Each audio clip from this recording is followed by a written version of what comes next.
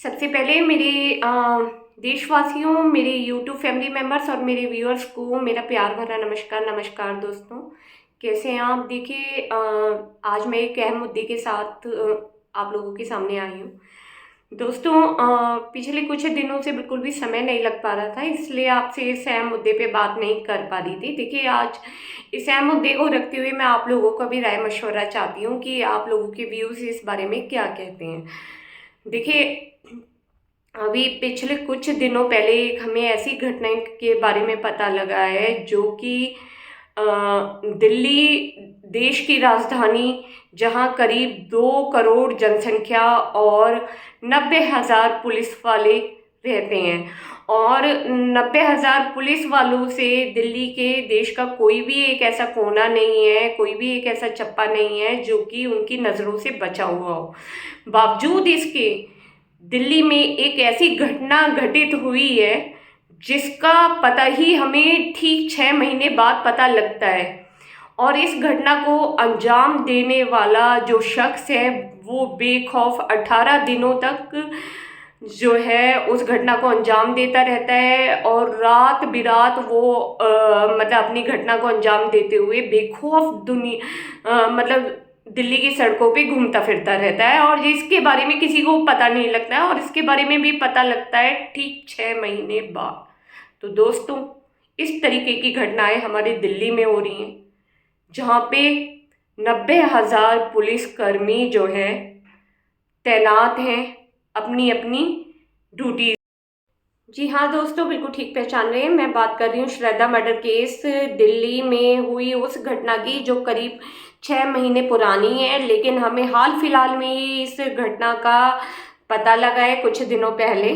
कोई भी घटना घटित हुई नहीं कि हम क्या है किसी भी एक इंसान को जिम्मेदार ठहरा देते हैं कि भाई यही मतलब इस घटना का दोषी है और यही जिम्मेदार है। हम आमतौर पे पुलिस प्रशासन को भी जिम्मेदार ठहरा देते हैं, जबकि ऐसा है नहीं। देखिए, ये मामला जो है एक लड़का और एक लड़की का रहा है। वही मैं बात मतलब आप लोगों के सामने बोलने चाह रही हूँ कि कभी भी दो मतलब ताली बजती है तो 2 हाथों से बजती है, चुटकी बजती है तो वो भी 2 हाथों से बजती है। केवल किसी एक व्यक्ति को जिम्मेदार ठहराना कहीं तक भी उचित नहीं है। मेरे कहने का मतलब ये नहीं है कि इस घटना को अंजाम देने वाला जो दोषी है वो दोषी नहीं है जी, वो पूरा का पूरा दोषी है, वो पूरा जिम्मेदार है, और ऐसे इंसान के साथ जो है सरकार को सख्त से सख्त जो है मतलब कदम उठाना चाहिए, सख्त से सख्त सजा उसे मिलनी चाहिए, और इस तरीके की सजा मिलनी चाहिए कि सामने कोई और व्यक्ति हो वो इसे करने की सोचे, इस घटना को दोबारा से कोई व्यक्ति मतलब अंजाम देना चाहे तो वो करने से 100 बार पहले सोचे कि क्या इस घटना को अंजाम देने के बाद मेरा क्या हाल होगा, मतलब मैं किस तरीके से प्रताड़ित किया जाऊंगा, और किस तरीके से मेरे मतलब भाई सब जो है चीज़ें छूटती चली जाएंगी। मेन मुद्दा मेरा ये है कि देखिए, 2 लोग थे, 2 लोगों के बीच में प्यार हुआ।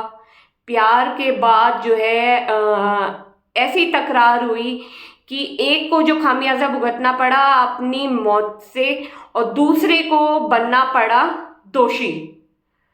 और रही पुलिस की बात, तो पुलिस प्रशासन का नाम बदनाम किया गया कि भाई पुलिस प्रशासन आखिर कहाँ मौजूद रहता है, किधर रहता है, कि उसे कुछ नहीं पता लगता। देखिए, बात तो ठीक है वैसे कि भाई पुलिस प्रशासन कहाँ मौजूद था, मेरा एक प्रश्न उनकी तरफ भी उठता है, लेकिन केवल एक पुलिस प्रशासन ही जिम्मेदार नहीं है दोस्तों, उसके पीछे हम सब जिम्मेदार हैं। तो बात कुछ इस तरीके से है जो मैं आपके सामने अब ठीक है। बीइंग ए फीमेल कैंडिडेट मेरे लिए बड़ा मुश्किल है इन बातों को आपके सामने रखना, लेकिन ये है कि जब तक बात नहीं रखी जाएगी हम लोगों के दिमाग में या हम लोगों की जहन में ये बातें आएंगी भी कहाँ से। देखिए, आमतौर पे क्या होता है कि कोई भी घटना घटित होती है, किसी भी लड़के या लड़की का कोई मैटर होता है, तो हम जो है दोषी मान लेते हैं लड़के को, या किसी किसी मुद्दे में हम मान लेते हैं केवल लड़की को, लेकिन दोषी दोनों होते हैं और दोनों बराबर के ही गुनहगार होते हैं। ये चीज़ मैं आप लोगों के सामने आज रखने जा रही हूँ। लेकिन बात रखने से पहले मैं जो है मतलब अपनी कुछ बहनों से और उनके माता पिताओं से मतलब माफ़ी भी मांगना चाहती हूँ, लेकिन उनसे सवालदेही भी करना चाहती हूँ कि आखिर ऐसी घटनाएं क्यों हो रही हैं। क्यों ये घटनाएं केवल एक को दोषी ठहराते हुए हो रही हैं, जबकि जिम्मेदार लड़का और लड़की दोनों बराबर के होते हैं। देखिए आजकल क्या है कि लड़कियों ने इतना ज़्यादा मतलब आतंक ढा रखा है कि उन्होंने अपने घर वालों मतलब अपने पेरेंट्स के घर को एक किराए का घर समझ रखा होता है कि बचपन उन्होंने बिताया वहाँ पे, थोड़ा सा बड़ा हुई, जवानी की दहलीज में आई और उसके बाद जो है वो समझती हैं यहाँ तक की किस्त थी हमारे पेरेंट्स के साथ, अब जो है वो किस्त पूरी हुई कि हम एक एज में आ चुके हैं, अब 18 साल हम क्रॉस कर चुके हैं या 16 साल हम क्रॉस कर चुके हैं, हम बहुत बड़े हो गए हैं और अब हम जो है जो भी मतलब करेंगे अपनी मर्जी का करेंगे, हमें अपने पेरेंट्स की बिल्कुल नहीं, हमें अपनी मर्जी करनी है, हम अपने मनचाहे इंसान से शादी करेंगे, हम अपने मनचाहे इंसान के साथ रिलेशनशिप में रहेंगे। देखिए ये एक बहुत ही अजीब और गरीब चीज़ चली है हमारे भारतवर्ष में कि लिव इन रिलेशनशिप में रहिए। देखिए लिव इन रिलेशनशिप में रहने का ही इतना नाजायज़ फ़ायदा उठाया जा रहा है कि पेरेंट्स की सुनी नहीं जाती है और लड़का भी लड़की भी अपनी मर्जी चलाते हैं और उल्टा पेरेंट्स भी भारी हो जाते हैं और कुछ समय बाद ऐसे ऐसे हादसों का शिकार होते हैं जिसका खामियाजा केवल उन्हें दोनों को ही नहीं भुगतना पड़ता और इसका खामियाजा उनके पेरेंट्स को भी भुगतना पड़ता है। भाई एक को खामियाजा अपनी जान यानी कि 35 टुकड़ों में बट के जाने का मतलब भुगतना पड़ता है कि एक ने प्यार किया, प्यार करने के बाद एक ऐसे अनजान शख्स पे इतना विश्वास कर लिया कि उसी के साथ लिव इन रिलेशनशिप में रहने लगी और फिर उसके बाद उस पर विश्वास करते हुए उस पर शादी का दबाव बनाने लगी। सामने वाला इंसान उनसे शादी नहीं करना चाहता है लेकिन उनके जोर जबरदस्ती से उनके साथ रह रहा होता है, किसी तरीके से उनसे अपना पिंड छुड़ाना चाहता है, लेकिन पिंड छुड़ाने के लिए जब उसके कुछ समझ में नहीं आता तो वो इस तरीके की घटना को अंजाम दे देता है। दो हुए ये दोषी और तीसरे हुए वो पेरेंट्स जिन्होंने इतनी ज़्यादा आज़ादी अपने बच्चों को दे रखी होती है, उन लड़कियों को दे रखी होती है जो इस तरीके की घटनाओं का मतलब शिकार बनती हैं। तो मेरी उन्हीं बहनों से हम्बल रिक्वेस्ट है, प्लीज़ ऐसे हादसों का शिकार ना बने, किसी पे इस तरीके से आंख मूंद के विश्वास ना करें। देखिए शादियां सबकी होनी है, घर सबके बसने हैं और एक जो है कि एक ज़िंदगी सभी को जीनी है, लेकिन इस जिंदगी को आप इस तरीके की संज्ञा दे दें, इस तरीके का मतलब वो दे दें कि आप आंख मूंद के किसी पे भी विश्वास कर लें, किसी के साथ भी रिलेशनशिप में रह लें, किसी के साथ भी शादी बनाने का दबाव करने लगे, ये बात ठीक नहीं है बहनों। मेरे कहने का मतलब इतना सा है, देखिए प्यार करना गलत नहीं है, शादी के बारे में सोचना गलत नहीं है, लेकिन गलत है तो एक ये कि पेरेंट्स के खिलाफ जाके किसी के साथ लिव इन रिलेशनशिप में रह जाना। देखिए वो आपके पेरेंट्स हैं, उन्होंने आपको जन्म दिया है, जन्म के साथ उन्होंने आपकी परवरिश की है, परवरिश के साथ आपको एक नाम दिया है, अपना सरनेम दिया है, उस सरनेम को बिगाड़ने का, उस सरनेम को धूमिल करने का आपको बिल्कुल भी हक नहीं है, लेकिन बावजूद इसके आप उस कार्य को अंजाम देती हैं।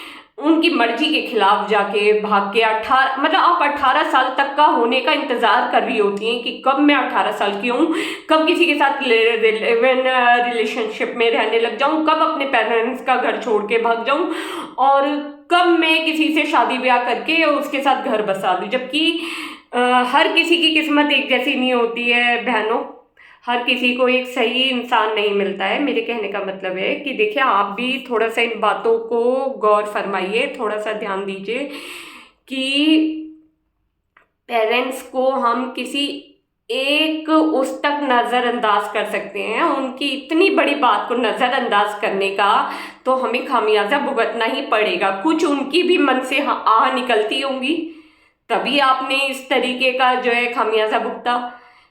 जी हाँ, मैं बात कर रही हूँ श्रद्धा की।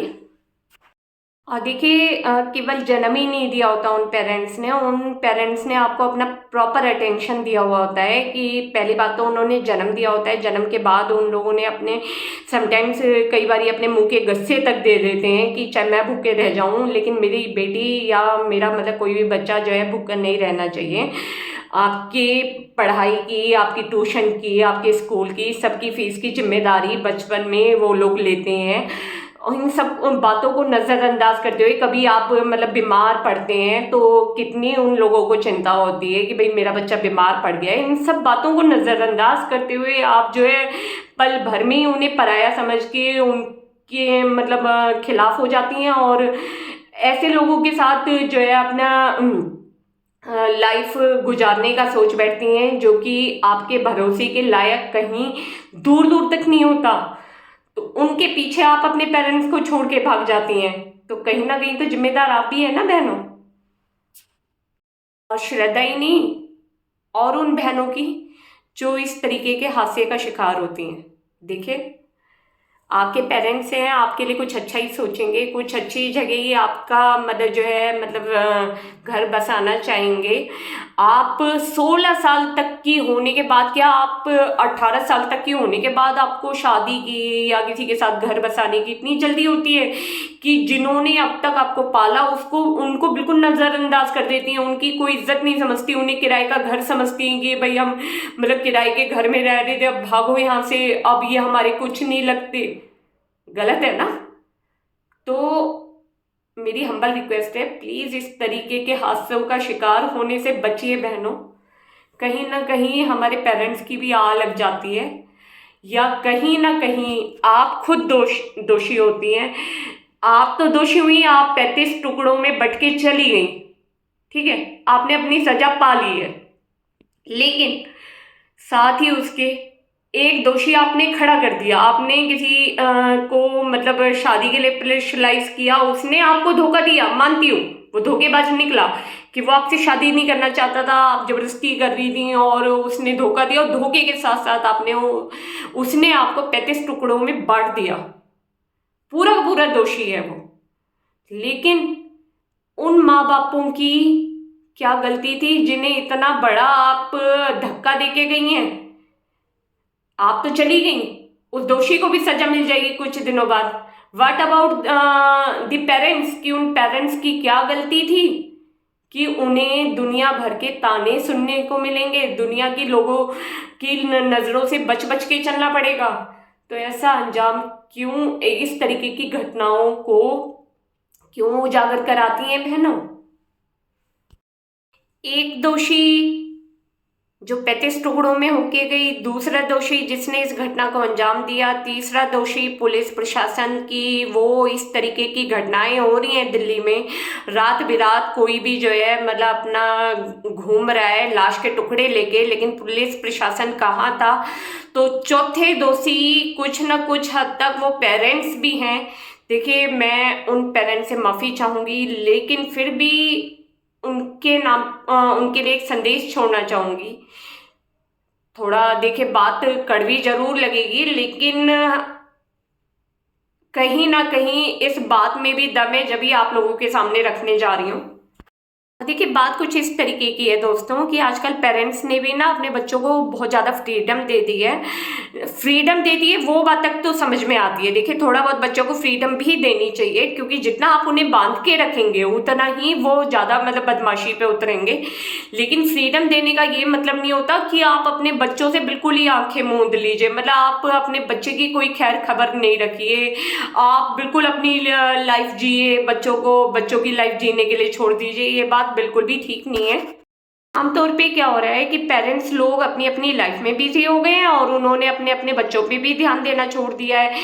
एक कमांड हुआ करता था पहले कि पहले संयुक्त परिवार रहता था, तो उसमें क्या होता था कि जॉइंट फैमिली रहती थी तो किसी ना किसी की नज़र अपने बच्चों पे रहती थी। अब क्या है कि दो दो या तीन लोग एक फैमिली में रहते हैं, मतलब पेरेंट्स अपनी लाइफ में बिजी हो जाते हैं, बच्चों को थोड़ा सा आज़ाद छोड़ देते हैं, उन पे कोई ध्यान नहीं होता, जबकि ये सब गलत है।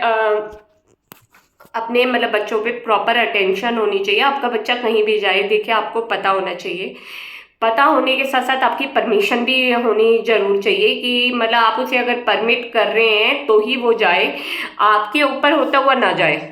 देखिए आजकल के जो पेरेंट्स हैं ना वो या तो बहुत फ्रैंक होते हैं या बिल्कुल भी फ्रैंक नहीं होते हैं, मतलब अपने बच्चों के साथ। देखिए बच्चों के साथ फ्रैंक बनिए, एक लिमिट तक बनिए, और बच्चों पे कमांड रखिए तो वो भी एक लिमिट तक रखिए।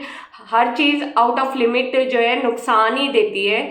और मेरा उन पेरेंट्स को थोड़ा सा संदेश ये है कि देखिए आप अपने बच्चों के साथ जो है थोड़ा सा फैमिलियर बनिए, थोड़ा उनके साथ फ्रेंडली बनिए, जिससे कि अगर आपके बच्चों के मन में कुछ भी बातें चल रही है, किसी बात को लेके वो परेशान है या उसके मन में कोई भी दुविधा चल रही है, तो वो आपसे शेयर कर सके।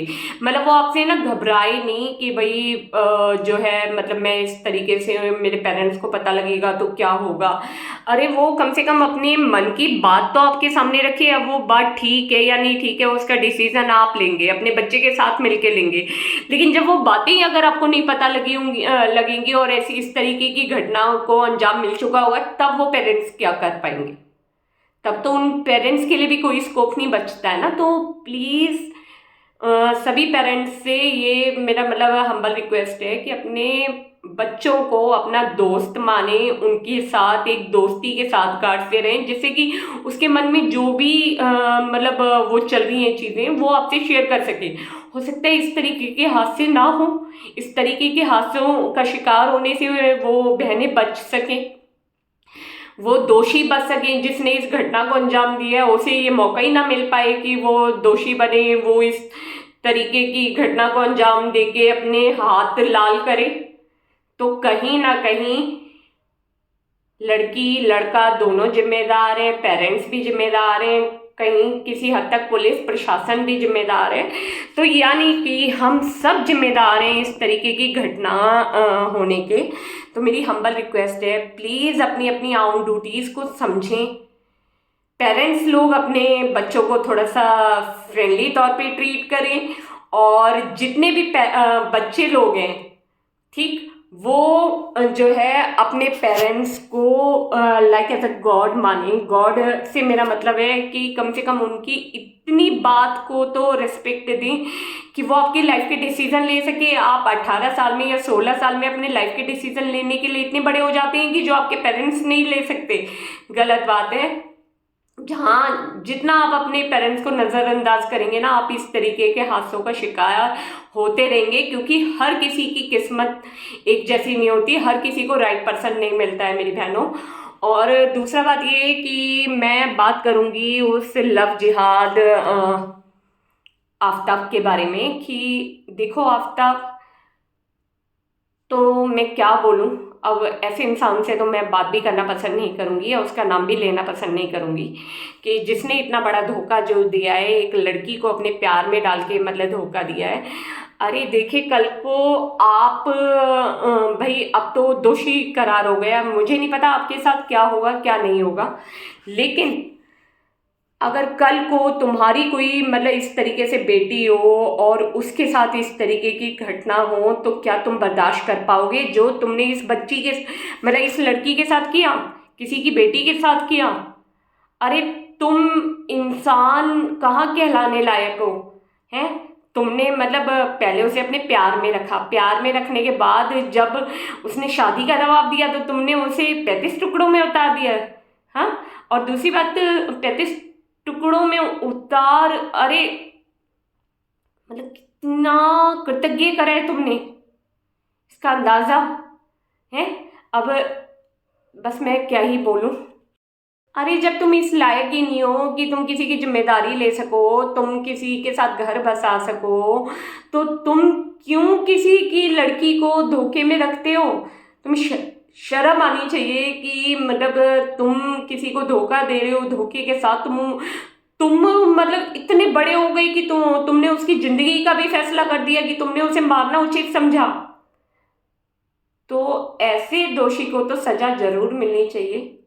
मैं ही नहीं, पूरा भारतवर्ष कह रहा है, पूरा हमारा देश कह रहा है कि ऐसे इंसान को दोष मतलब सजा मिलनी चाहिए। और मैं भी चाहूंगी, मैं ही क्या पूरा भारतवर्ष चाहेगा कि ऐसे इंसान को सजा मिले। लेकिन ऐसे हादसे ही ना हो, उसके लिए हम कुछ कदम उठा सकते हैं। जैसे लड़कियां माँ बापों को थोड़ा सा इज्जत दें, थोड़ा सा उनकी बात माने, 16 या 18 होने तक का इंतजार ना करें। शादियां आपकी भी होंगी, सबकी होती हैं, तो एक सही समय, एक सही चयन करने की बुद्धि अपने दिमाग में डालें।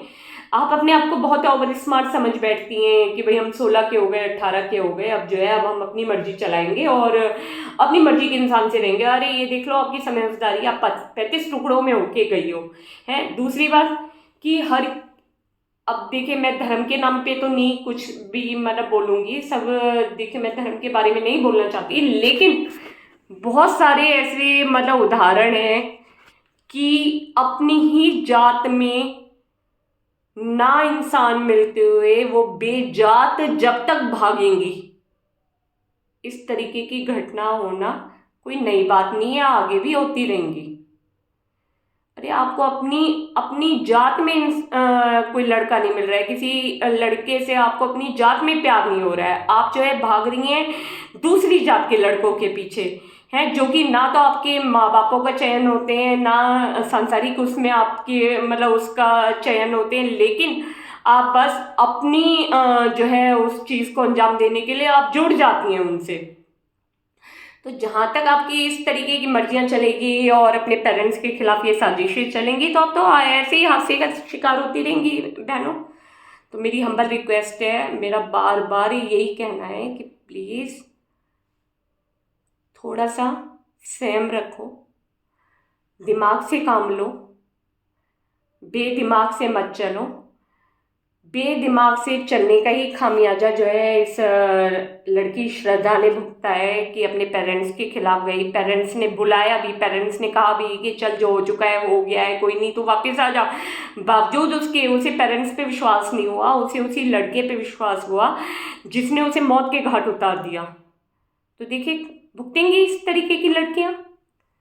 मैं खुद एक लड़की हूँ, लेकिन ऐसा बोलना मुझे मतलब बहुत जो है अंदर से वो कर रहा है कि भाई मैं ऐसा क्यों बोल रही हूँ किसी की लड़की के लिए, मुझे नहीं बोलना चाहिए। लेकिन कहीं ना कहीं तो उसने भी मतलब देखिए पेरेंट्स को भी रुलाया, हम जैसों को भी रुला दिया है, देश को भी रुला दिया है कि 35 टुकड़ों में होके जाना जो है मतलब वो इस तरीके की चीज़ें हुई हैं।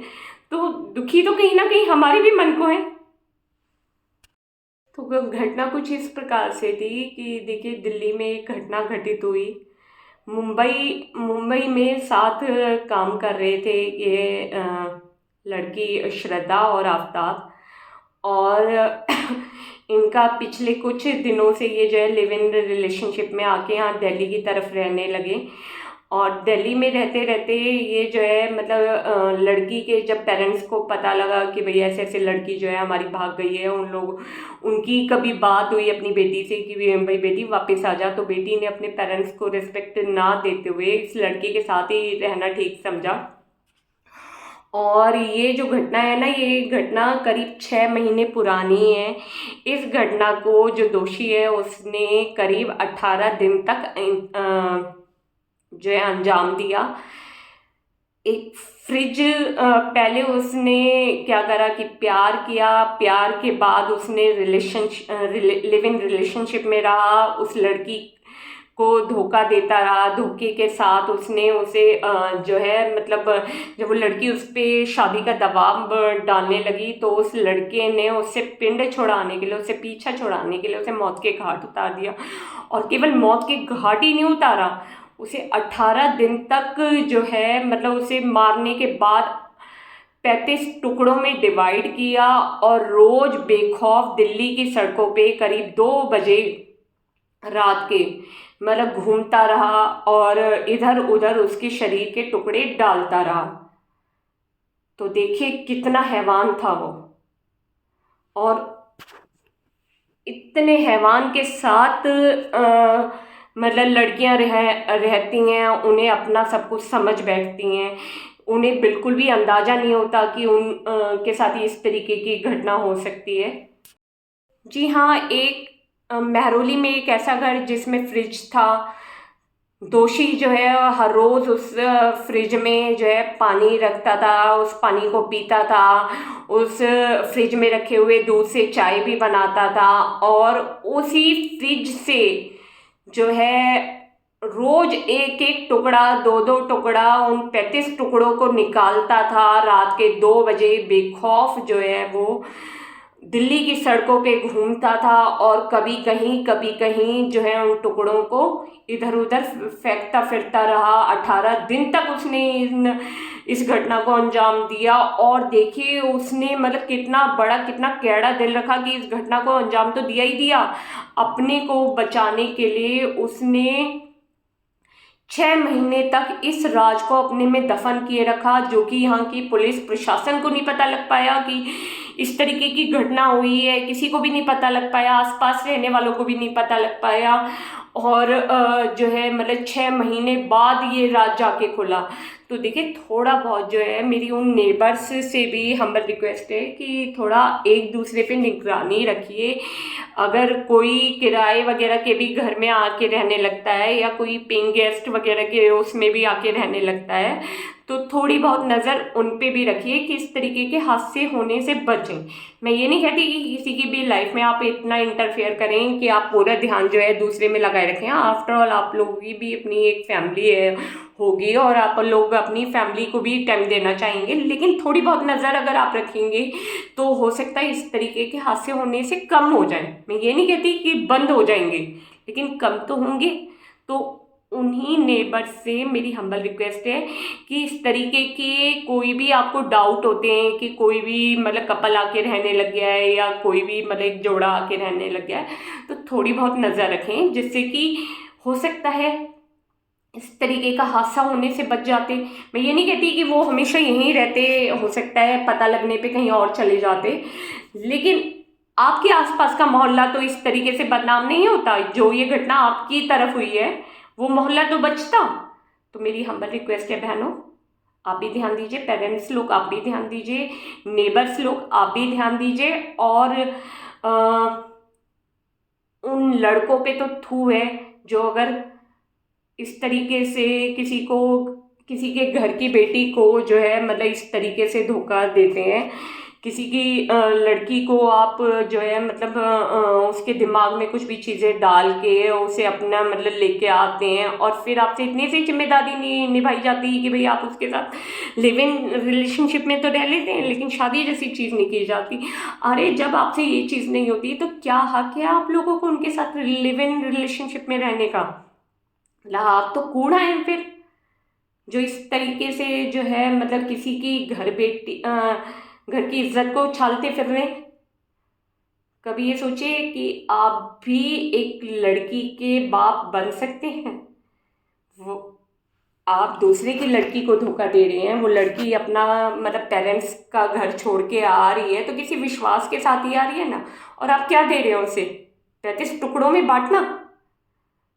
तो ऐसी दोस्ती से तो दूर से ही प्रणाम है दोस्तों, कि ऐसी दोस्ती रखने से अच्छा है कि अपना जो है मतलब इस गड्ढे में कभी ना कूदें। उन बहनों से भी, उन लड़कों से भी हमारी रिक्वेस्ट है कि किसी की भी लड़की को ना इस तरीके से धोखा ना दें। ऊपर वाले के घर देर है अंधेर नहीं है, सजा तुम्हें भी मिलेगी।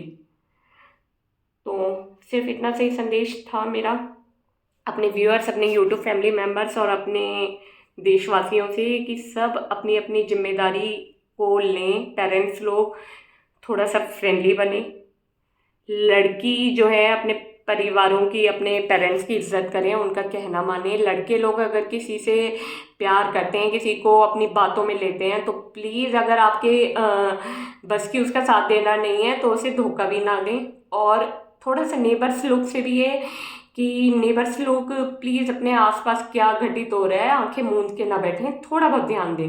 मैं ये नहीं कहती कि आप पूरा ध्यान दें, लेकिन थोड़ा बहुत ध्यान दें। और पुलिस प्रशासन से भी बहुत ज़्यादा गुजारिश है कि आप सबके सामने, आप सबके आसपास 2 करोड़ जनता और 90,000 पुलिस कर्मियों के बीच इतने बड़े बड़े अंजाम हो रहे हैं। तो तो पुलिस प्रशासन से भी हमारी रिक्वेस्ट है कि प्लीज़ थोड़ा सा आप भी जागृत हो और इस तरीके की घटना ना हो। तो थोड़ा सा आप भी अपना कमांड जो है मतलब रखें अपनी इलाके में। और दूसरा ये कि मेरे व्यूअर्स, अगर मेरी कोई भी बात बुरी लगी हो तो प्लीज़ मुझे बताइएगा ज़रूर। मैं ये नहीं कहती हूँ कि जो कुछ भी मैंने बोल दिया सारा ही सही बोला होगा, हो सकता है मैंने भावनाओं में रहते हुए कुछ बोल दिया हो। लेकिन अगर मेरे से मुंह से कुछ गलत निकला हो किसी के लिए भी, और कुछ भी मतलब जो है किसी को भी ठेस पहुंची हो, तो प्लीज़ उसके लिए मैं माफ़ी चाहूँगी। और आप सभी का इसी तरीके से प्यार चाहूँगी कि प्यार से मतलब कि आप लोगों का स्नेह चाहूँगी। तो अगर कोई भी गलती हुई हो तो प्लीज़ बताइएगा ज़रूर। Thanks for watching. Thank you so much. Bye bye.